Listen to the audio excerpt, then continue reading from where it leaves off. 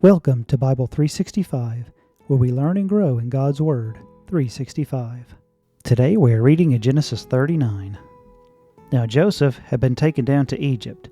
Potiphar, an Egyptian, who was one of Pharaoh's officials, the captain of the guard, brought him from the Ishmaelites who had taken him there. The Lord was with Joseph, so that he prospered, and he lived in the house of the Egyptian master. When his master saw that the Lord was with him, and that the Lord gave him success in everything he did, Joseph found favor in his eyes and became his attendant. Potiphar put him in charge of his household, and he entrusted to his care everything he owned. From the time that he put him in charge of his household and all of that he owned, the Lord blessed the household of the Egyptian because of Joseph. This blessing of the Lord was on everything Potiphar had, both in his house and in the field. So Potiphar left everything he had in Joseph's care. With Joseph in charge, he did not concern himself with anything except the food he ate. Now Joseph was well built and handsome.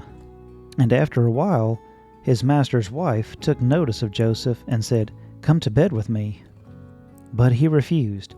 "With me in charge," he told her, "my master does not concern himself with anything in the house. Everything he owns he has entrusted to my care. No one is greater in this house than I am. My master has withheld nothing from me except you, because you are his wife. How then could I do such a wicked thing and sin against God?" And though she spoke to Joseph day after day, he refused to go to bed with her or even be with her. One day he went into the house to attend to his duties, and none of the household servants was inside.